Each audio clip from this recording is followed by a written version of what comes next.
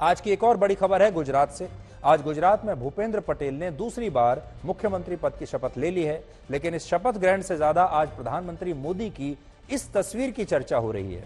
प्रधानमंत्री मोदी आज गुजरात की जनता के सामने काफी भावुक हो गए और उन्होंने जनता का आभार जताते हुए झुककर गुजरात की जनता को प्रणाम किया और उनके चेहरे से यह साफ झलक रहा था कि वो इस जनादेश और जनता के प्रेम से कितने अभिभूत हैं, क्योंकि गुजरात की जनता ने इस बार दिल खोलकर प्रधानमंत्री को अपना प्यार दिया है। भारत माता की।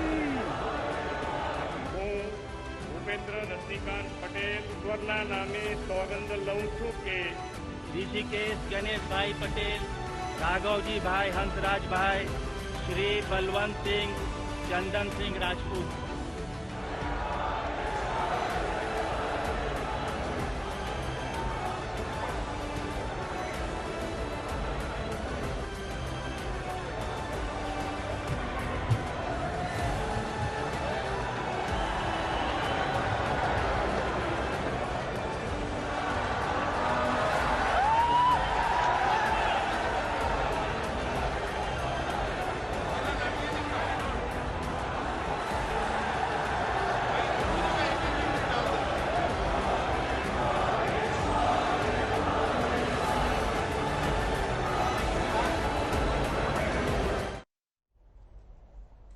और अब आपको बताते हैं कि गुजरात की नई सरकार में इस बार नया क्या है।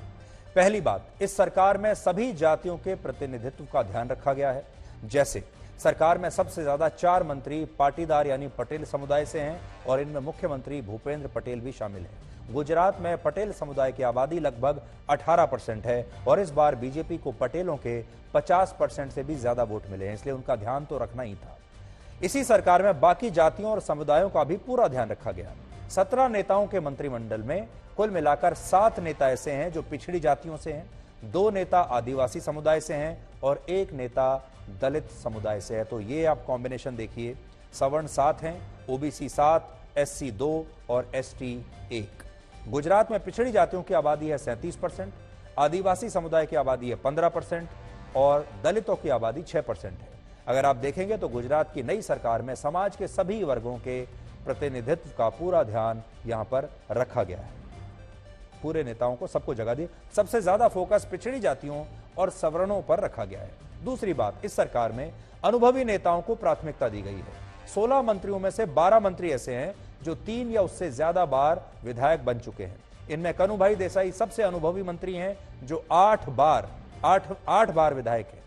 राघवजी पटेल 7 बार के विधायक हैं।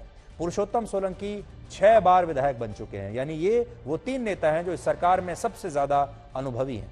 जबकि शपथ लेने वाले बाकी मंत्रियों में से 3 ऐसे हैं जो 4 बार विधायक बन चुके हैं, 6 ऐसे हैं जो 3 बार विधायक बन चुके हैं और 4 मंत्री ऐसे हैं जो 2 बार विधायक बन चुके हैं और सिर्फ 1 मंत्री ऐसा है जो पहली बार विधायक बना और पहली बार में ही मंत्रिमंडल में आ गया। तीसरी बात, इस सरकार की औसत आयु है 58 वर्ष। मुख्यमंत्री को मिलाकर सरकार में जो 17 नेता हैं, 17 मंत्री हैं, उन सब की उम्र का औसत है 58 ईयर्स। इनमें सबसे युवा मंत्री का नाम है हर्ष सांघवी जो सिर्फ 37 साल के हैं और जिस मंत्री की उम्र सबसे ज्यादा है उनका नाम है कनुभाई देसाई जो 71 वर्ष के हैं। इसके अलावा मुख्यमंत्री भूपेंद्र पटेल खुद 60 वर्ष के हैं। सरकार में शामिल सिर्फ 3 मंत्री ऐसे हैं जिनकी उम्र 50 वर्ष से कम है, जबकि 14 मंत्री जिनमें मुख्यमंत्री भी हैं उनकी उम्र 50 साल से 75 वर्ष के बीच है।